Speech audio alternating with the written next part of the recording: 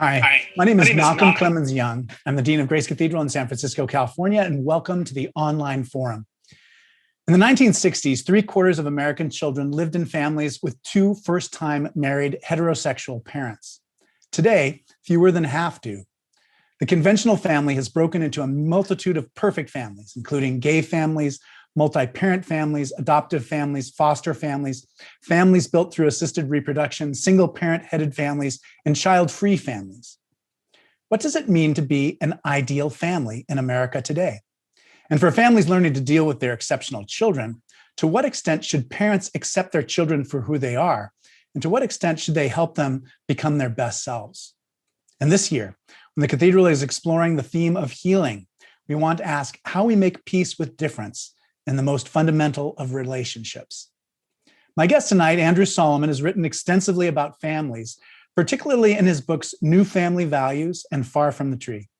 He's professor of clinical medical psychology at Columbia University Medical Center, a winner of the National Book Award, and an activist in LGBTQ+ rights, mental health, and the arts. Andrew, thank you very much for joining me. Well, what a pleasure to be here. I'm honored and delighted. I wanted to ask you the question that everybody's asking everybody else, and that is, what are you learning in COVID? Like, how is COVID changing your perspective on things? How do things look different as a result of this massive change that we're going through together? Well, COVID has had two simultaneous and apparently opposite effects. One is that it has caused people to experience terrible isolation, and the other is that it has caused people to experience terrible intimacy.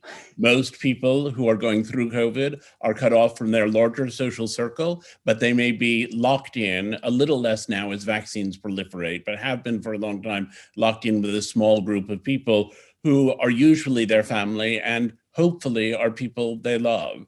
But no matter how much you love people, the experience of being incarcerated with them for a year is a very emotionally intense experience. And I've seen an enormous shift in people's consciousness throughout this COVID period, so that there are people who had always thought of themselves as lonely and who now feel oppressed by the company of others. And there are people who had always thought of themselves as social who have withdrawn into this relative isolation. So I've watched all of that happening around me. I've had personal losses that have been connected both to the physical health crisis and to the mental health crisis that have accompanied COVID. It's been a time of enormous learning. I feel very fortunate in that my children are now 12 and 13. It's been difficult for them, but it's been a lovely time to be immersed in the experience of fatherhood with an intensity that might otherwise not have dawned at this juncture. Yeah, I wonder. It seems like so many more people talk about our relation to the outer world, that part of being isolated from people at work or in schools, et cetera. And people haven't talked as much about just like that sense of just being like having a really intense experience of that those people we usually call our family. Do you think there's a reason for that, or are we just too? Yeah, I'm totally curious. What you're. Well, years ago, when I was writing The Noonday Demon, which was my book about depression, I went to study depression among the Greenlandic Inuit, where there's a very high rate of suicide and a high rate of clinical depression. And I had assumed that the reason for that was that it's dark for 6 months of the year, the sun doesn't come up. But what I discovered was that the Inuit are in general well adapted to the season of darkness. And that the issue is that in Greenland, there is no natural source of fuel. People used to live in igloos. You can't imagine how small a normal igloo is.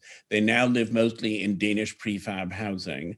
And it's too dark and too cold to leave the house. Maybe the man at the house goes to get food every so often. Other than that, you're in an igloo actually physically on top of other people, which was how they stayed warm, or you're in these small rooms and you're constantly together with people. And the result of that is enormous emotional repression, because if you have a terrible fight with your mother-in-law and you can't move farther than 6 feet away from her, you're putting yourself into a pretty difficult situation. And I discovered that that intensity of exposure to one another actually is the reason for a lot of the depression that the Greenlandic Inuit experience. They experience many other things also. I don't want to speak ill of the Inuit. I had amazing experiences with people and they had extraordinary insights, but too much intimacy is overpowering for people, and we're sort of embarrassed to admit it. I mean, Sartre, when he did No Exit, Huis Clos, essentially said, hell is other people. And right, I remember that. with other people you can't escape from. And I think no matter how much you love people, no matter how much you love your spouse, your children, your parents, that constant exposure and the disappearance of anything that resembles privacy is painful.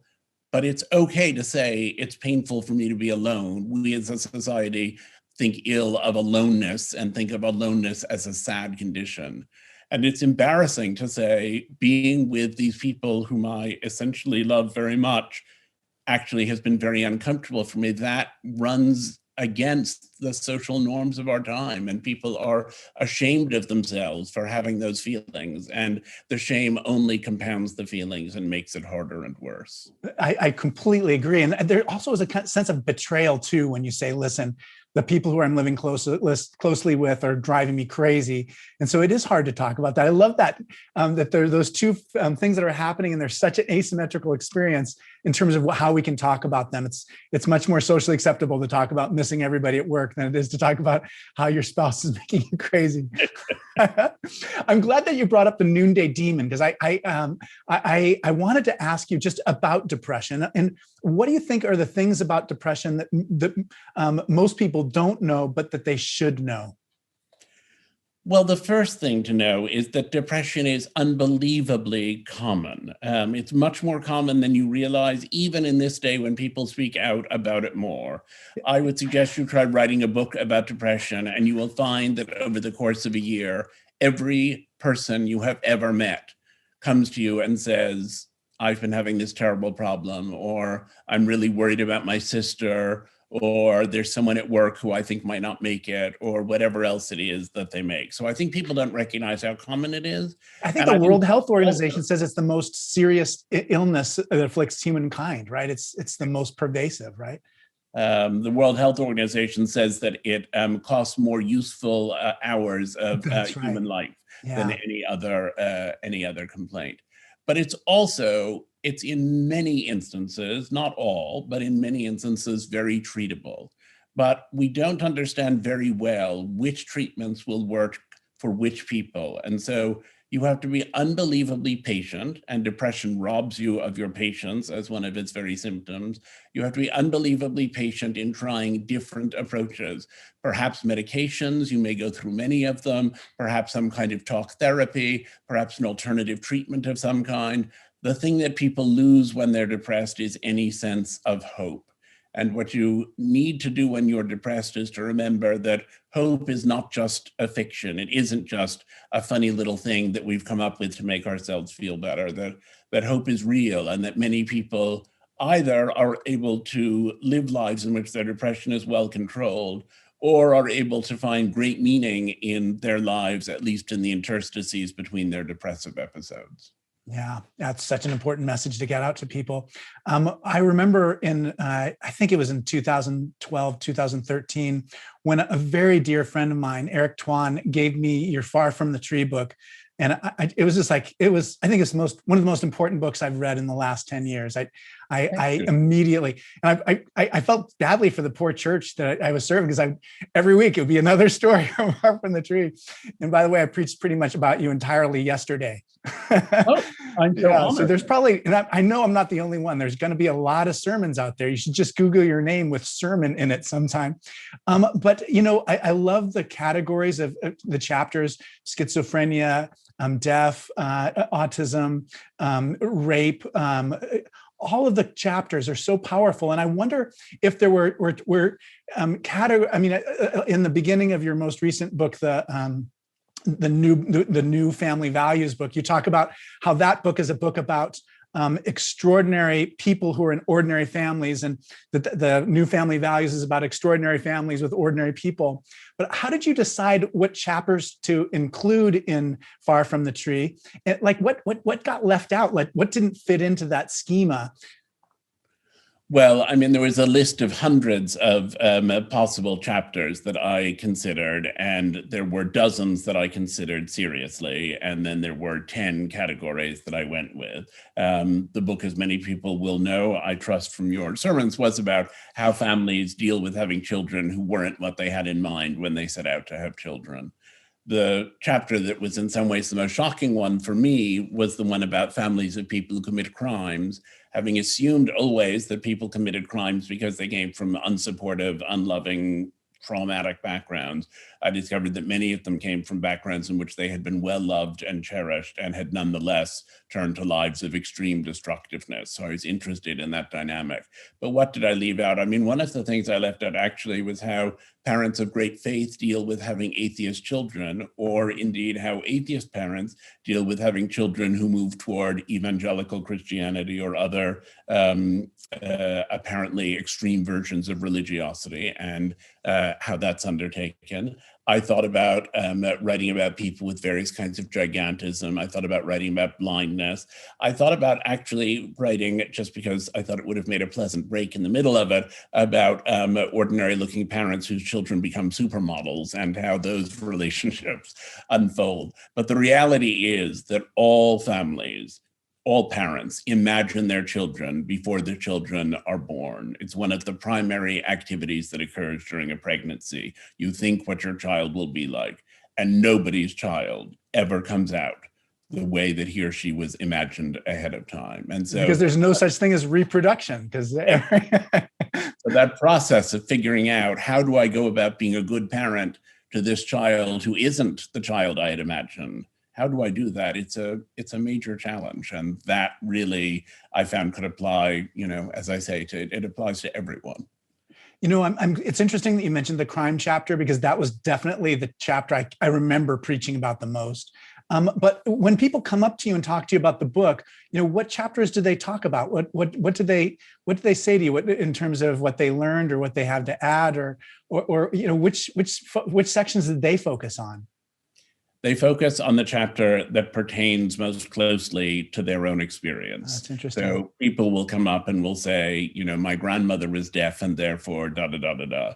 Or they will say, my child didn't commit the kind of serious crimes you're describing, but acted out very badly at school, and I was very troubled by that, or whatever it may be. I mean, and what people talk about has changed over time. When I started working on that book in 2002, I said there was a chapter on transgender children, and most of the people I met said, transgender children? What are you talking about? How can children be transgender?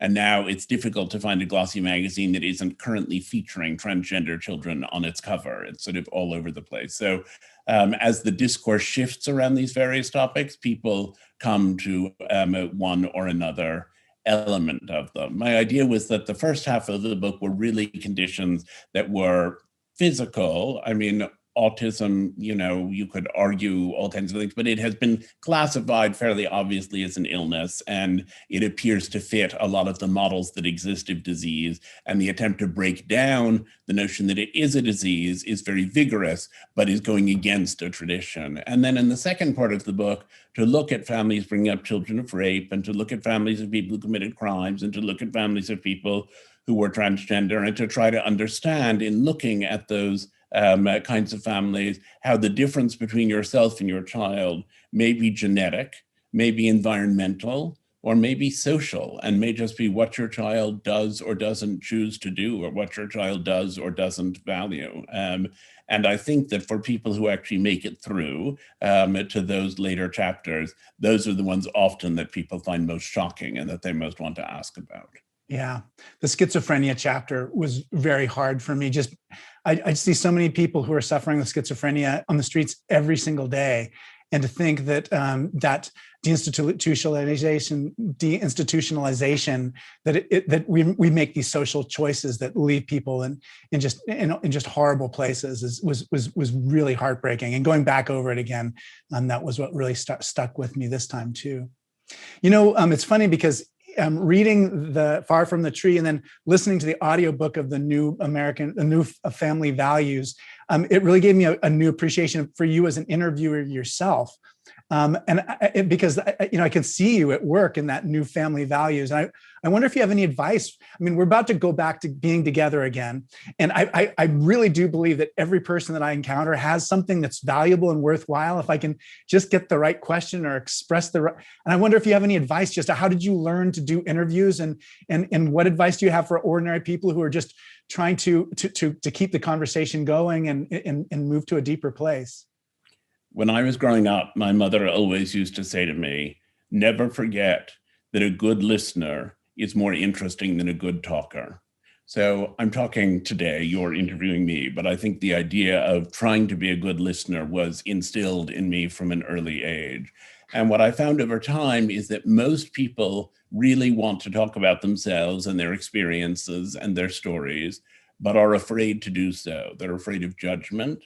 They're afraid of looking foolish. They're afraid of not being able to convey what it is they have to say. And that really, I mean, the secret to whatever level of good interviewing I've been able to achieve has mostly been to try to listen, as I think you have to in your line of work, but to try to listen non-judgmentally, and to try to make people feel safe, not safe in the kind of politically correct safe space sense that gets bandied around now as university policy, but safe in that they will not encounter any form of harm by virtue of having told you what's actually going on in their hearts or in their lives.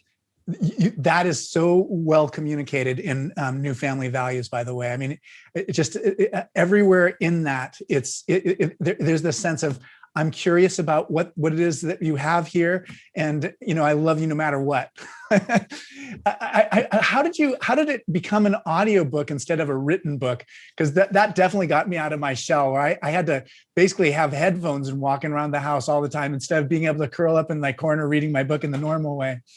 Well, I'm in the process of writing a book. It was okay. You kind of mentioned that. Yeah. Right.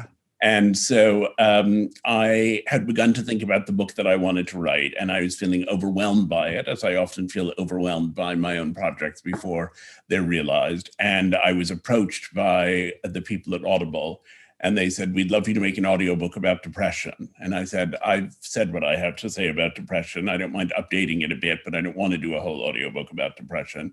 And they said, well, what do you want to do? And I said, well, it would be great to get started on the kind of interviewing I need to do for the next book I'm planning to write. And so we pulled together New Family Values as a sort of teaser for the book that I'll ultimately write. It was great because the process of soliciting people for interviews, I find sort of agonizing. I mean, I do it, but I hate calling up total strangers and saying, I'd like you to tell me the deepest secrets of your life. And there was a group of people I was working with at Audible, and it was a collaborative process. And that was a good way for me to kind of break through to researching these subjects. I don't mean to suggest that the audiobook doesn't stand on its own. I'm fond of it, and I hope others who have listened to it will have found it interesting and moving, but it's a sort of scratching of the surface of what I'm investigating in the book I'm now writing, which is called Who Rocks the Cradle? How do you decide how personal to be in stories about your own life in books like Far from the Tree or this the new book that your project that you're working on? Well, I end up being personal in many of these instances because I think it's my personal experience that qualifies me to talk about these subjects and to ask other people about them. So I really felt in Far from the Tree that my experience growing up as the gay child of straight parents was in some ways the defining experience of my life, and that it was unfair and almost rude to ask other people to talk about the difficult complexities of their families and not reveal the complexities of my own. Now, people will read the books and then say, I feel like you and I are good friends. And I think, well, I mean, only a very particular part of myself that I've chosen to put out there. But it seems like almost a point of honor. If other people will tell their stories as fully as they can, I'll go ahead and tell mine as fully as I can. I also tend to think that we live in an era in which there's a lot of conversation about privacy, Some of which is grounded in very sound points of view, but I think privacy, people's sense of privacy often results in other people feeling alone, and that while there are some privacies to which everyone is entitled, that sometimes the idea of privacy gets abused. And so I want not to write books in which I'm holding back secrets. They don't tell everything about me, and there are aspects of my life that I haven't talked about so far, but I don't want the book to feel withholding. I would like my writing to feel generous. That's the objective, whether it's accomplished or not. Yeah, well, Ralph Waldo Emerson wrote about listening to a preacher in the Unitarian Church in Concord, Massachusetts in 1820 or something. And he said, you couldn't tell from anything he said that he lived or died, that he loved things or didn't love things. He was giving you nothing personal. And he said the snowstorm outside was so much more alive. But preaching is constant that question, and most of it has to do with just like the people that you're mentioning who are kind of implicated in your life. Like, so deciding about how much of the children's life to put in, and I talk to my kids about, is it okay if I tell them the story of this? Is it okay if I do that? But it's definitely a question that comes up a lot for me. And you're right. I think there's a way in which we can be so unpersonal that we don't give people a chance to really find connections, and that's so important to being human. One of my favorite personal stories from the different books was the story of you and your dad in the car talking about the Holocaust, where your dad is explaining it to you when you're a boy, and you saying, well, why didn't they just leave? And your dad said, well, they had nowhere to go to. And I love that, like, as a story that showed you how important it was to be a citizen of the world, which is your last sentence in the whole book, is about being a citizen of the world. They're so connected to each other. But I wonder if you can talk a little bit about just like that was a guiding story for you when you were a young person, first beginning to travel. And I wonder if you can talk about what you're learning about travel just as a father when you travel with your children. Like, how different is it than that kind of formative story that you had with your father? Well, that was in the introduction to Far and Away, which is a collection of my international reporting, some of which was to write about very grave situations. I reported from Afghanistan and from Rwanda and from other places that have been very troubled. And some of it was travel writing about places I went to and had a grand old time. But I think I did have that sense from early childhood that it was important to have friends everywhere and to have options. I have been in the sort of slow process of looking into whether I can claim Romanian and Polish citizenship, because I had one grandparent born in Romania and one born in Poland. I have British citizenship, which was, of course, European citizenship until quite recently, which is sort of the engine of seeking out Polish and Romanian. But I always wanted to feel, that if things fell apart, I wasn't going to be one of those people who was stuck. There were going to be places to go. And I wanted my children to have that sense too, that you can actually make things work anywhere in the world you want to. You can be at home, any place. And we started traveling with the children when they were very little. And people said, that's ridiculous. He's 2 years old. He's never going to remember Paris. And I said, okay, he may not remember it. I said, in the first place, one doesn't have one's experiences only for the sake of memories. I said, in the second place, I will remember going to Paris and I had a good time. But in the third place, and I think crucially, he will grow up from the earliest stage knowing that the world is a big place, that people live differently in different parts of it, and that he can have all kinds of, my son in this instance, can have all kinds of experiences in all kinds of places, and that he can decide where and how he wants to live. And to some extent, therefore, who it is that he wants to be. And my children are both incredibly enthusiastic travelers and love being out in the world. And the fact that experience, which, having talked about its sort of urgency and coming out of Holocaust studies, has also been one of the great joys of my life, is one of the great joys of my children's lives, that fills me with delight. Oh, that's great. I love that. We took our children to Africa when I was on sabbatical. It was like the only place we could ever afford to go because I received this crazy grant to go. And it was the same. You're right. Our oldest child was 5 and our youngest was 3 or something. And it is still, it's such a huge part of our life. It's like that one section of our life is just so much bigger than all the normal, ordinary years that we had. One of my favorite stories is when you're part of the artists collective in Russia. And Nikita Alexiev says to you, "We've been preparing ourselves to be not great artists, but angels." And I wonder what artists are interesting to you now, and just what your thoughts are on the art world at this stage in your life. It's very poignant that you bring that up. Nikita died 2 weeks ago. Oh no! And was a beloved friend. And I've been thinking about him a great deal. And I've quoted that line when people said to me, "Wait, which one was he?" And I keep saying, "Well, he did this kind of art and he lived in this place and so on." And then I say, and he was the one who said, "We were in training to be not artists, but angels."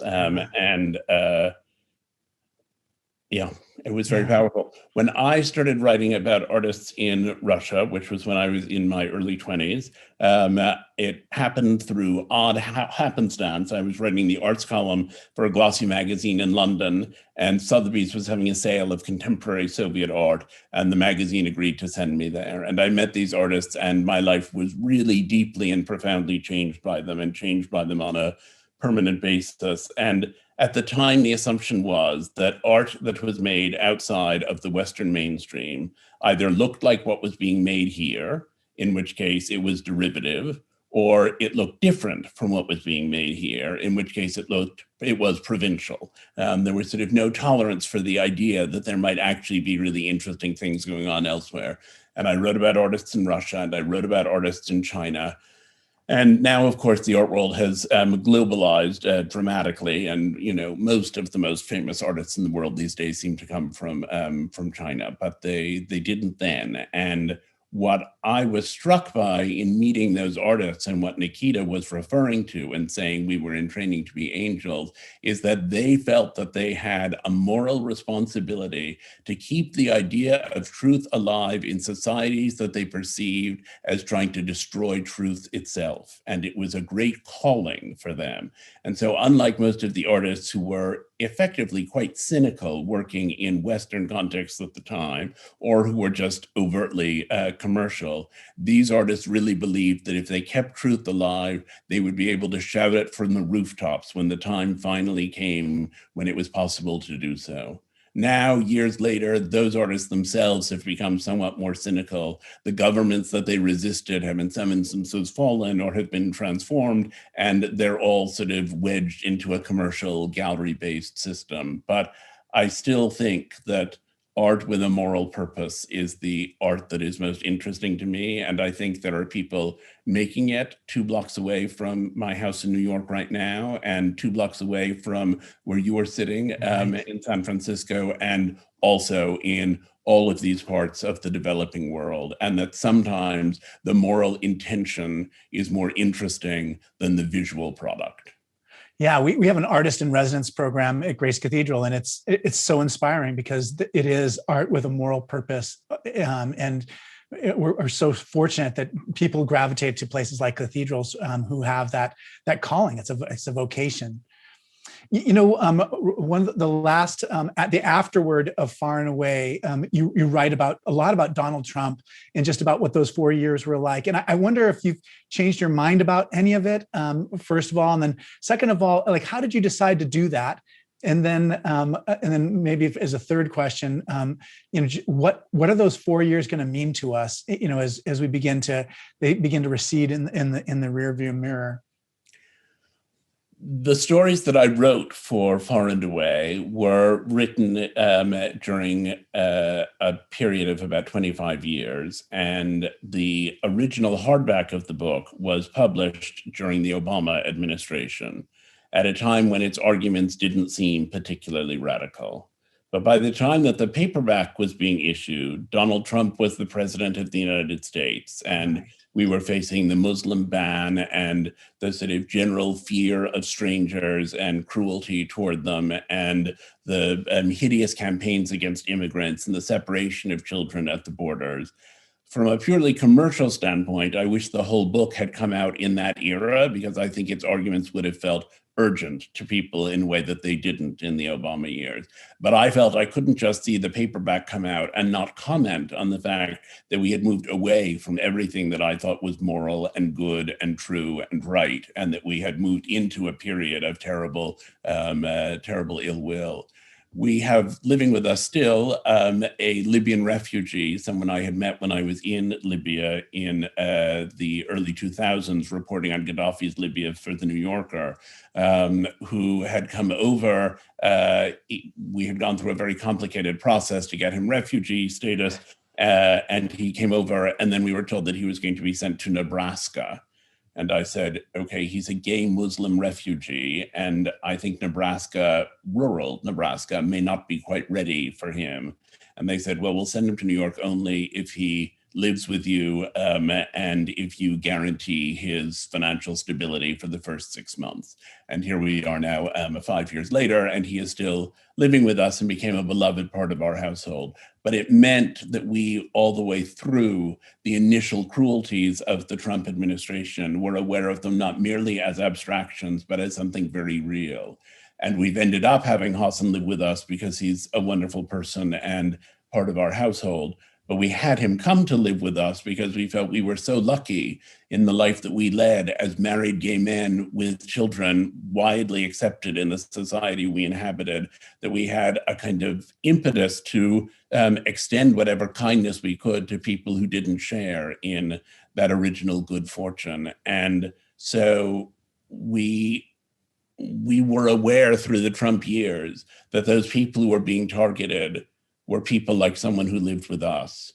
And our children were aware when they heard those speeches in which foreigners were being attacked by a sort of xenophobic rage, were aware they're talking about people like Hassan when they say that. They're talking about people we love and whom we care about. And we got Hassan to go and speak at our son's school and did various other things, not to make a sort of huge production number out of that one relationship, but I think that the Trump years have horribly scarred the United States. I think there was a sense for me during that period that a kind of tough cruelty was seen as more attractive than compassion or forgiveness, and that a society in which that argument continued after he had been in office for 4 years to be sustained by almost half the country as being a valid and appropriate way to respond to fellow human beings. It will take a generation for us to live that down, if we do live it down. And if not, I'll have got my Polish passport and I'll be waving at you from Krakow. Well, I've gotten some other, I'll be across the channel from you and I'll wave to you from London. But I was thinking about that too, because I was aware of that story. But I wonder, Hassan, like, how has he changed how does he change the kind of the family dynamic? Like, what have you learned from having somebody who comes from such a different society and having him so close within your nuclear family? I learned that there was a lot of elasticity in our nuclear family that I would not have anticipated necessarily before he came, and that the intimacy that John and I feel with my son who lives with us, with my daughter who lives with her mother in Texas, with John's best friend who lives with us as well, that there was room for more people in it. I mean, I thought the generosity that would be necessary was going to be very difficult. And I don't particularly sing my own generosity. I can be incredibly egomaniacal and self-obsessed and have done various things that have hurt other people terribly and so on and so forth. But I felt like the generosity around which we built our family had scope in it to expand. Now, Hassan is actually, he's charming and delightful and intelligent. And so it wasn't as though we had to make the kind of heroic effort that people made who took in refugees who came out of traumatized situations and were dysfunctional and didn't use spoken language and so on.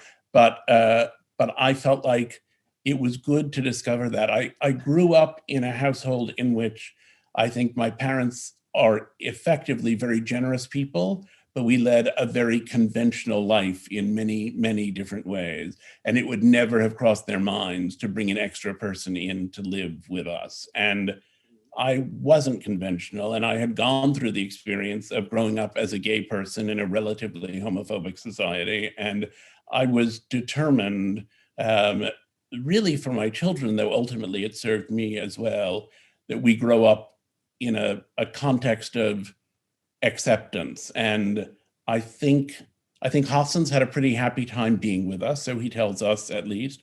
He's also faced real difficulties in adjusting to American life, and sometimes we've been able to help, and sometimes less so. And recognizing what in our lives could be difficult for someone else, and recognizing what in our society could be alien to someone else, I think has given us a keener grasp of what's specific to our situation and what's universal to the world. What's an example of that? Like something that from a North African's perspective is difficult, but something we would be surprised that was difficult? Well, I mean, I can give you examples that run a wide gamut. He went to open a bank account, and I said, "Oh, go to the Chase Bank. That's where I have my account." And he came back and said, "They won't let me open an account." And I said, "But you have some money, and you have no." And he said, "No, they said that I don't have the." And I said, "But you have status as a refugee, which is supposed to give you that right." And he said, "Well, I tried everything, and they just wouldn't." And I then called someone higher up at the bank who I deal with and said, "I write for the New York Times. How would you like to see a story about the way you are treating immigrants and refugees when they come into the bank?" Yeah. And he had a bank account within a couple of days. Yeah. So there's that sort of thing. But there also, he grew up, as he has sometimes pointed out, as a gay man in a society in which that was unspeakable. And to get through the refugee process, he was accepted as a refugee in large part on the basis that his life was in danger in Libya because he was gay. And he said he had to go to appointments over and over again with people who said, "Tell me about being gay," and asked him very intrusive and highly specific questions about the extent of his sexual experience and the nature of his sexual practices. And he had over and over and over again to sort of recite these stories of what his personal life had been, stories he had worked so hard for so long to keep secret and quiet. And that was a terrible trauma and a terrible burden for him. And then I think also he had been studying medicine in Libya. None of his credentials were recognized here. He's now an undergraduate again at the age of 36 because he was required to get an American undergraduate degree to go forward with medical work.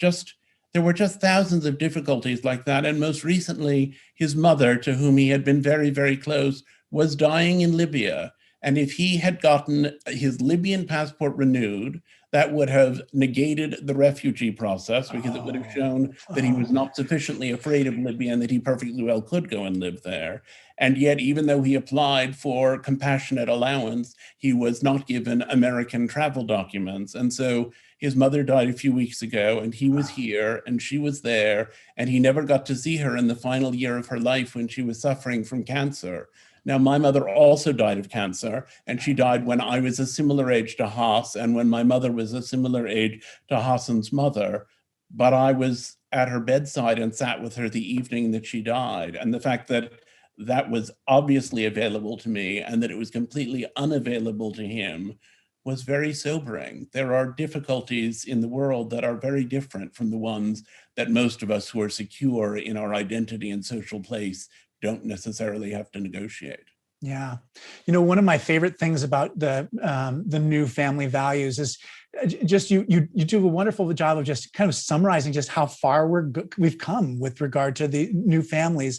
And I wonder if you could just kind of take us through that. I mean, because you're right, when you talk about your childhood, I mean, you were living in a deeply homophobic society that was, I mean, pathologizing your identity, and now we're in a very different place. And I wonder if you can talk a little bit about how we've come along this road and just where we are in terms of new families and new family expressions. The life that I have as an adult is a life that was unimaginable when I was a child. It's not simply that I failed to imagine it. It's that it was unimaginable that I would grow up, that I would marry a man, that we would have a great big wedding, that everyone in my family and all of my friends would come to, that we would go on to have children, that I would also have a child with my best friend from college, that we would all think of ourselves as a big family. The whole thing, even before you add in visiting refugees and friends, it was inconceivable. And there are some people who, when they reach a point of social acceptance, tend to think that they need to protect the territory of social acceptance by keeping too many other people from intruding on the island. And there are other people who feel that the thing to do is to reach out their hand and say, who's next? And I was very moved by the work of activists who said that who's next thing. And so as I've looked most recently, actually, for a story that I just did a few weeks ago for the New Yorker at polygamy and polyamory, I thought, Right. why is it that we recognize marriage only as existing between two people? And what does it mean to give some form of legal recognition, and possibly religious and possibly not, but certainly legal recognition to other kinds of relationships? And if we say that children of gay parents were unfairly stigmatized so long as their parents couldn't get married, then how can we say that children of polygamists are not stigmatized if their parents cannot have a recognized relationship? Or in the same way for polyamorists, even though polygamists appear to be of the extreme right and polyamorists of the extreme left. And what I really wanted to look at was how have all of these things worked? I have a number of friends who are single parents, and they are single parents by choice. And that too, I mean, the idea of being a single parent was shameful when I was growing up, and I'm not that old, and nonetheless, You're very young. well, thank you. Favors that Zoom does you, but I wanted to look at all these different forms of family. I wanted to look at adoption and how our understanding of it has changed, and foster care. I wanted to look at divorce because the availability of divorce was really a product of the women's movement and the belief that women should be able to escape a marriage in which they were being mistreated or abused. I wanted to look at interracial marriage and at the way that Loving v. Virginia, in which miscegenation laws were finally defeated, was the first time that people stood up and said to the government, you can't tell us whom we can marry, that is up to us. I wanted to look at how it's broadened, and most of all, what I wanted to look at was the fact that we continue over and over again to try to fit the new forms of family into a model that came out of 1950s America of an ideal nuclear family. And I grew up in an ideal nuclear family like that, and I had a pretty good childhood, and I really feel that it worked well, but it's not the only thing that works well. And so people will say to my friend who's a single mother, oh, well, you have to be mother and father to that child. And I think, no, she has to be a single mother to that child, and that's something different. And people will say to John and me, so which of you is really the mom? And I know what they mean, and I know what they're getting at, but neither of us is the mom. George is growing up with two dads. There are advantages and disadvantages to having two dads and to having us as his two dads. The disadvantages, I'm sure he'll recite as he gets older in great detail. But I just think there has to be scope for all these different relationships. And one of the people I was talking to was a lesbian, and I said, oh, as people say to John and me, which of you is really the mom? And she said, when people say that to us, I say, which chopstick is the fork? That's a great answer. Those interviews, I was so surprised by it. I don't listen to a lot of Audible books, but I mean, there were some that really brought tears to my eyes. The conversations about the rainbow families, and there were a lot of moments that were really powerful. I wonder if there is any particular people from that book that you met that are kind of still with you in a special way that really stand out for you in terms of your memory of the project. There are a lot of people whom I remember, and a lot of the interviews I've gone back to and worked on as material for a book, which means that I worked on them at much greater length than I did in making the audiobook, because you use more material in a written book than in an audiobook. Yeah. They're longer. There were a lot of people, but one of the ones who really sticks with me, and it's interesting because when the story was proposed, I wasn't that interested in it. I was looking at the foster care system. I was trying to come to terms with the racism that is inherent in the foster care system. And I came across the story of a woman, or rather, I met the woman herself. She has sickle cell anemia. Right. And she had a son with sickle cell anemia. And she had been told by her social worker that if her son's fever ever went above 102.5, she should immediately take him to the emergency room. And one night her son's temperature went up to 102.7.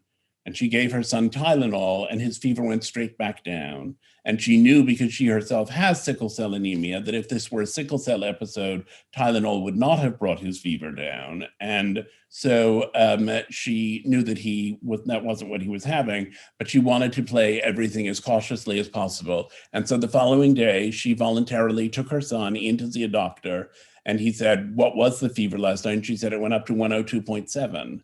And he said, "But you're mandated to bring your child to the emergency room if his fever goes above 102.5.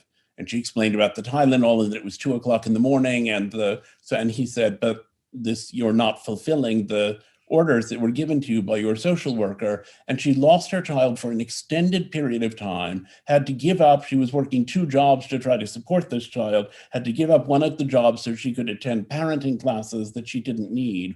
All of it so that she could get back her own child, meanwhile constantly saying to the family he was staying with what sickle cell anemia was and what they should do and how they should deal with every situation, doing sort of parenting by telephone. And the cruelty of that system and the idiocy of that system seemed so overpowering to me. There were some parents at my son's school who I thought were really terrible parents, and their child has had a lot of problems as a result, I think, at least in part, of the terrible parenting he has received. And there was no concern that someone was going to show up at the door of their fancy apartment building on the Upper East Side of Manhattan and take their child away because they were judged incompetent. And here was this woman who was a loving and devoted mother and working so hard to bring up her child with dignity and with grace.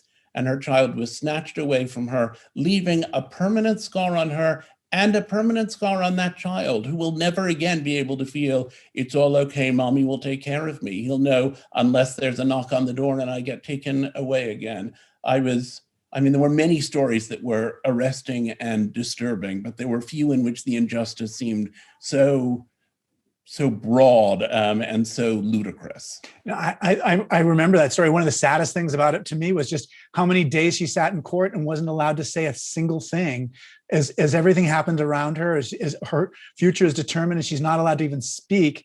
And then when she finally does speak, the judge realizes just how competent she is as somebody who works in the field of medicine. The woman does.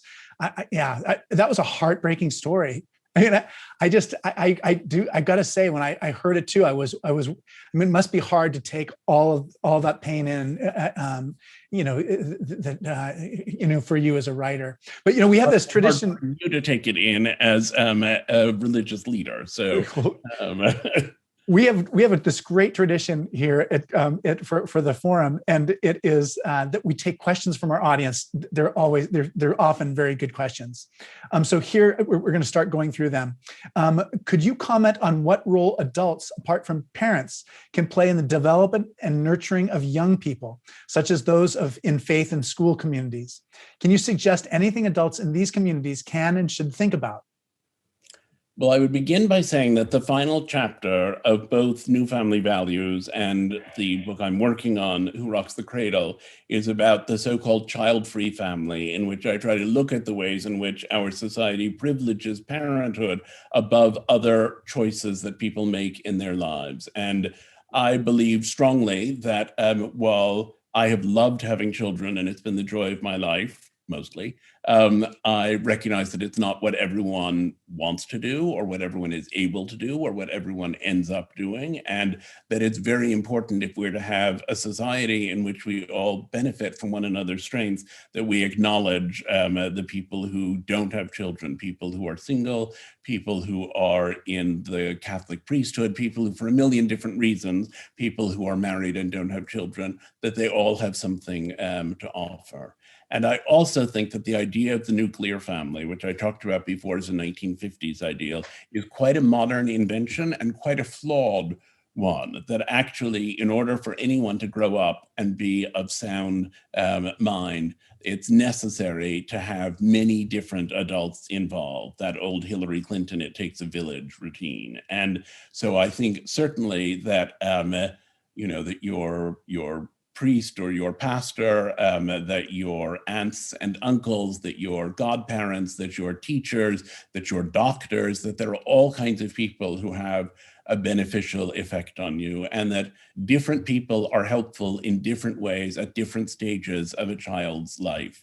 And it's one of the great acts of generosity for people to be willing to play those roles without being biologically tied to the children for whom they are playing those roles. And I think that there should be more acknowledgement of them. In the best instances, of course, the children acknowledge those people in those roles as they grow up. Yeah, it's such an important thing. When we talk to godparents, just to talk about what kind of role and connection you can have with children, you can make a profound difference in a child's life. It doesn't have to. One of my favorite things about the child-free section too is you're talking about a very high percentage of those child-free families are people who work in child caring professions as teachers or in other as nurses or doctors, or they have some relationship with children, and they just regard their ministry with children as different than being a parent. Here's another question that came in. It's from another person who must have read Far From the Tree. And it says, will you talk more about horizontal and vertical relationships as you did in Far From the Tree? Sure. So when I was working on Far From the Tree, I was struck by the fact that in most instances, children with a variety of special needs or differences or disabilities are born to parents who are unlike them. I began the project that ultimately turned into Far From the Tree by writing about the deaf for the New York Times. And it turns out that most deaf children are born to hearing parents. And I was struck as I did that work by the parallel with my experience as the gay child of straight parents. And then a friend of mine had a daughter who was a dwarf. And she started asking all these questions about whether she should bring her child up to be just like everyone else and tell her she's just kind of short, or whether she should try to construct a dwarf identity of some kind for her. And as she narrated her concerns, I thought, oh, and I discovered that most dwarfs are born to parents of average height. And so I was struck by how over and over again there were these people who were having children who were different from them. And I said that there is a real difference between what I called vertical identities that get passed down generationally from parent to child, one's nationality, one's language ordinarily, except in some cases of immigration, frequently one's religion, you can say one's ethnicity, certainly. You can say that there are difficulties associated with various of these situations, but you grow up with parents who reinforce your sense of pride. So when we look at the fact that it is, in fact, I think in many instances and in many ways, easier to be a white person than it is to be a Black person in the United States as currently constituted, we recognize that that's a structural problem in our society and that society needs to change. We don't set out to do genetic research to ensure that the next generation of children born to Black parents come out with blonde hair and blue eyes. But with all of these things that I call horizontal identities, horizontal because they are learned from your friend group. So being deaf, being gay, being autistic, being schizophrenic, being a prodigy, because most children who are geniuses are born to parents who are not, so on and so forth. All of these ways that children can be different, whether they're constructed positively or negatively, that the parents don't really know what to do, and that the society at large has attempted to come up with cures or treatments for those differences. And in some instances, that's been terrific. And in some instances, it's been very damaging and very dangerous, as I think is revealed by the strong movement now against corrective therapies for gay and transgender people. And so I really wanted in Far from the Tree, I feel like there's a lot right now on the vertical identities. You can find more books on race than at any time in our nation's history. But what about those horizontal identities? What about those qualities that you grow up with that instead of drawing you closer to your family, you know, we're Jews and we share this experience, alienate you from your family because they say, you're part of gay culture. I don't get it. I don't want to get it. I don't want anything to do with it. How do you negotiate the horizontal identities? Yeah, we had a family that had, it was 1994, that had their son was like 12 years old and had a cochlear implant. And I just remember the chapter on deafness really brought that back of just like, what would you do if somebody, I mean, you know, there's like the connection between, it's hard for us to get out of the mindset of trying to fix things and just recognize the identity as it exists. Some people who are deaf, many don't want to become hearing people. They want to be part of the deaf community. That's their identity, and they don't want it changed. And I think that's a really helpful thing to be thinking about, is just like, how is your identity formed? And I like that distinction between the horizontal and the vertical identities. Okay, another question came in, and that is, besides encouraging people to read books such as this, what suggestions do you have to combat the painful stereotypes that exist about people with mental illness, which often keep people from seeking the help they need? Well, there are actually a couple of parts to that question. The sort of negative view of people with mental illness, I think, will only be corrected as more and more people are out and open about the fact that they have mental illness. But there are many people for whom that comes at a steep price, either because of an internalized sense of shame or because they think they'll be passed over where they work, or that nobody will want to marry them, or whatever else it is that they fear will happen as a result of exposing themselves. But if people understood how many people around them have these differences, then I think the change would occur and the stigma would be diminished. In terms of what we can do from the outside to change the stigma around mental illness, I think it's to broadcast stories of people who've succeeded, not in a way that makes people with mental illnesses who haven't been able to achieve those successes feel inadequate, but we should say, actually, there are a lot of people with mental illnesses who do very well. You know, I would have been thrilled if one of Biden's picks for the cabinet had schizophrenia. I think it would have made a huge difference. It's having people out in public places.